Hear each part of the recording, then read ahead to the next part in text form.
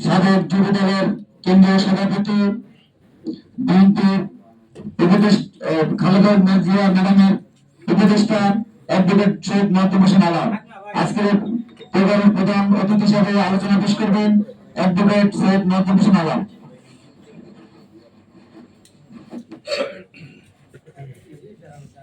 বিসমিল্লাহির রহমানির রহিম। সম্মানিত সভাপতি জনাব রিয়াজুর রহমান রিয়াজ, আজকের অনুষ্ঠানের বন্ধু সঞ্চালক জনাব নিজামুদ্দিন দরবেশ, যারা আজকের অনুষ্ঠানের আয়োজক, আমার সম্মানিত নেতৃবৃন্দ যারা সবাই আপনাদের কাছে অত্যন্ত পরিচিত এবং ইতিমধ্যেই তারা তাদের বক্তব্য রেখেছেন। ধৈর্য সহকারে সে বক্তব্য আমরা শুনেছি, আপনারা শুনেছেন, এজন্য আপনাদের কাছে কৃতজ্ঞতা। আমার প্রথম কথাটা হচ্ছে যে সংবাদ মাধ্যম এবং গণমাধ্যম দুটো এক জিনিস না। সংবাদ মাধ্যমকে আমরা দেখেছি শেখ হাসিনার কাছে গিয়ে বলেছে, শেখ হাসিনার প্রেস কনফারেন্সে, যে প্রশ্ন করতে আসেনি, প্রশংসা করতে এসেছি। ওইটা হচ্ছে সংবাদ মাধ্যম। আর গণমাধ্যম হচ্ছে রফিক যে ঘটনার উদাহরণ দিলেন, আরো দু একজন এখানে দিয়েছেন, যারা জুলাই আগস্টের অভ্যুত্থানে মানুষের পাশে থেকেছেন, আঘাতপ্রাপ্ত হয়েছেন, নিহত আহত হয়েছেন, তাদের খবর যারা তুলে এনেছেন তারা হচ্ছেন গণমাধ্যমের কর্মী। তাহলে বাংলাদেশ সংবাদ সংস্থা বাসস, এটার তো অনেকগুলো ফল্গু ধারায় প্রবাহিত ধারাও থাকা উচিত ছিল, তা কিন্তু নেই। সবাই ধরেই নিয়েছে যে ওটা একটা সরকারি প্রতিষ্ঠান, যখন যে আসবে তখন তার গুণগান করবে। এটা কিন্তু সংবাদ মাধ্যমে রয়ে গেছে।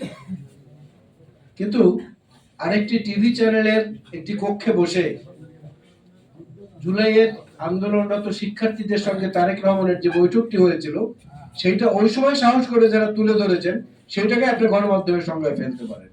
ঠিক এই যে বিভাজনটা কিন্তু সমাজের সর্বত্র। আর কিছু জিনিস যদি আমরা দেখি, আজকের যে আলোচ্য বিষয়, সেই আলোচ্য বিষয়ের সম্পৃক্ততার বাইরে আমি যাব না এবং কম সময়ে বলার চেষ্টা করব। আপনারা দেখেন যে অবক্ষয়টা কিভাবে আমাদের মধ্যে হয়েছে।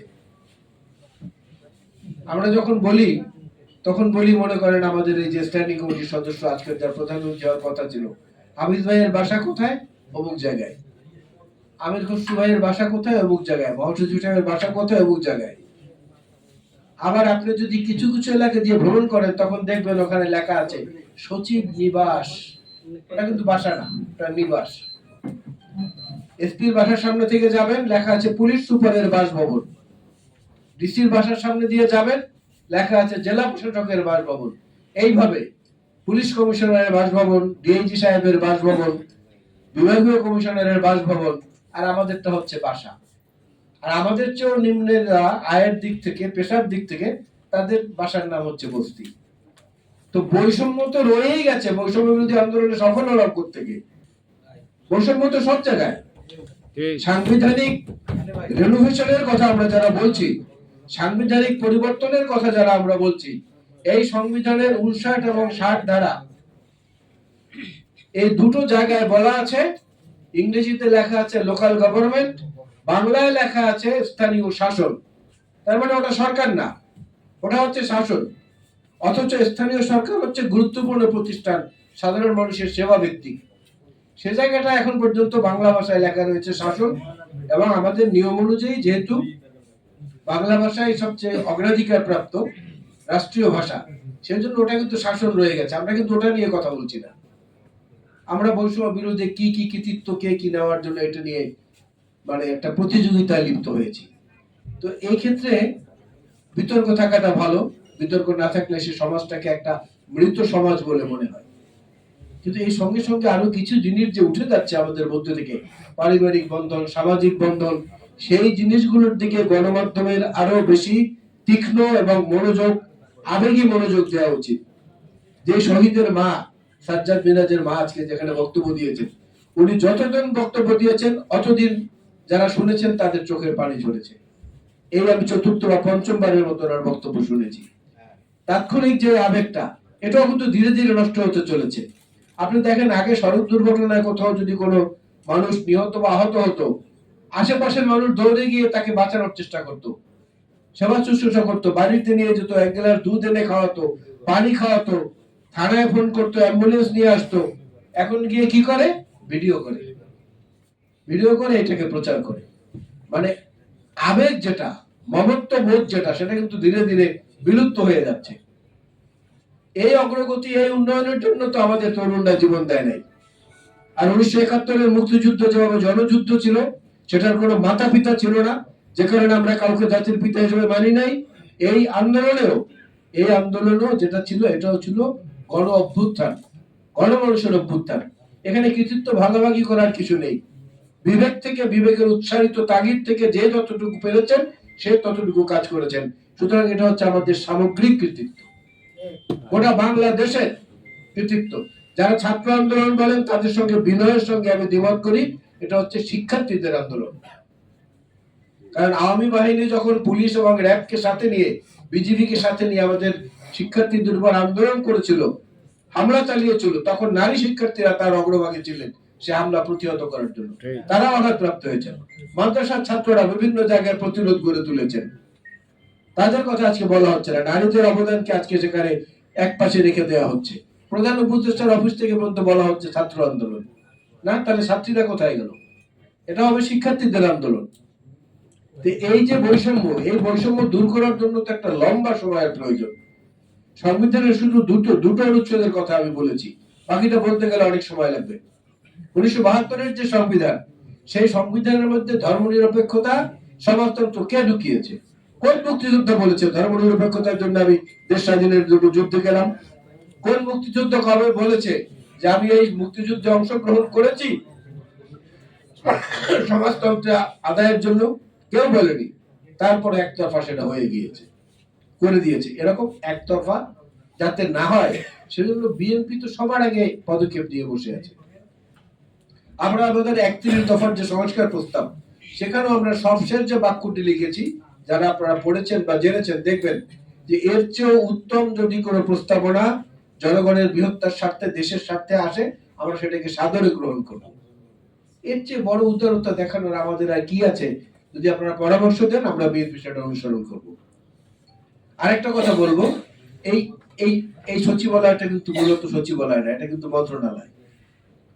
আপনারা যদি সচিবালয়ের নামটা পরিবর্তন করতে পারেন, আমি ব্যক্তিগতভাবে অত্যন্ত খুশি হব।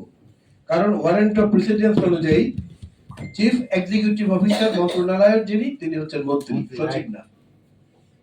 চিফ অ্যাকাউন্টেবল অফিসার যদি মন্ত্রী থাকেন, তা সচিবালয় নাম হবে কেন? ওটার নাম হবে মন্ত্রণালয়। মন্ত্রণালয় একটা আমাদের প্রতিবেশী দেশের একটা রাজ্যের মুখ্যমন্ত্রী যদি পরিবর্তন করে দিতে পারেন, পশ্চিমবঙ্গের ওইটা নাম নবান্ন করে দিতে পারেন, আমরা এখন কেন সচিবালয় বলবো? আরে নিবাস কিছু থাকতে পারবে না, সবার বাসা হবে, বাসা, ভয়াকার দন্ত সহায়কার, বাসা, প্রত্যেকের বাসা। তাহলে বৈষম্য আন্দোলনের জয়লাভটা তো তাৎক্ষণিক হয়ে গেল। এটাকে স্থায়ী করতে হলে তাই আমাদের করতে হবে।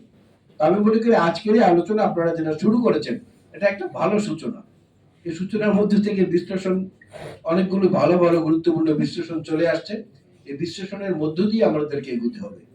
আর সংবাদ কর্মী বন্ধু যারা, গণমাধ্যম কর্মী বন্ধু যারা, তাদেরকে বলবো, প্রেস ট্রাস্ট অফ ইন্ডিয়া আপনারা দেখেন, প্রায় 500-র মতো তাদের ব্রাঞ্চ, 2000-এর উপরে তাদের কর্মকর্তা কর্মচারী, কিন্তু ওটা কিন্তু একটা সমবায় ভিত্তিক প্রতিষ্ঠান। ইংরেজি এবং হিন্দি দুটোই সে তাদের খবর প্রচারিত হয়। আপনার কানাডা এবং মার্কিন যুক্তরাষ্ট্রে শুধুমাত্র শোক প্রকাশের ভাষায় শোক প্রকাশ করবে এই জন্য একটা সাংবাদিকদের সংগঠন আছে, যেটাকে বলা হয় সোসাইটি অফ অবচিউরি রাইটার্স। ঘানায় আপনি যান, ঘানায় সাংবাদিকদের যে সংগঠন আছে, সেই সংগঠনটির নাম হচ্ছে the funeral contractors association. Funeral contractors association. এরা করে কি, ঘানার লোকেরা এখন উন্নয়নমুখী হয়ে গেছে, চীনের সাহায্য, মার্কিন যুক্তরাষ্ট্রের সাহায্য, তারা উন্নয়নের নামে আওয়ামী লীগের সে উন্নয়ন আর কি, এর পেছনে এমনটা ছুটেছে যে নিকটাত্মীয় যদি কেউ মারা যায়, তাহলে কান্নাকাটি করার মতো সময় তাদের হাতে নেই। কিন্তু কান্নাকাটি না করলে ওখানে সেটা আবার একটা সমাজের দৃষ্টিতে একটা নিন্দনীয় বিষয়। এই জন্য ওই সাংবাদিকদেরকে ভাড়া করে আনে, তারা সেখানে ওদের পক্ষে কান্নাকাটি করে দেয়। এই জন্য নাম হচ্ছে ফিউনারাল কন্ট্রাক্টার্স অ্যাসোসিয়েশন। অনেক রকমের বৈচিত্র্য আছে। এই প্লাস্টিকের ফুলে কিন্তু কোনো ঘ্রাণ নেই, এটা সৌন্দর্য আছে, কিন্তু ঘ্রাণ এবং সৌন্দর্য দুটোই আছে বাগানের ফুলে। আমরা চাই বাংলাদেশটা একটা বাগানের ফুলে পত্র পল্লবে পল্লবিত হোক, এবং এই বাংলাদেশের জন্য আল্লাহর যে রহমত সেটা সবার আগে আমাদের কাছে প্রত্যাশা, এবং একই সঙ্গে আমাদের সবার দেশপ্রেমের যে স্ফুরণটা সেটাকে যেন আমরা ঠিক মতো কাজে লাগাতে পারি দলীয় এবং ব্যক্তি স্বার্থের ঊর্ধ্বে উঠে। তাহলেই কেবলমাত্র একটা স্থায়ী সফলতা আমাদের মধ্যে আসতে পারে। সেই সম্ভাবনায় আজকের অনুষ্ঠানের আয়োজকদের এবং অতিথিদের এবং শ্রোতা মণ্ডলী সবাইকে ধন্যবাদ জানিয়ে আসসালামু আলাইকুম।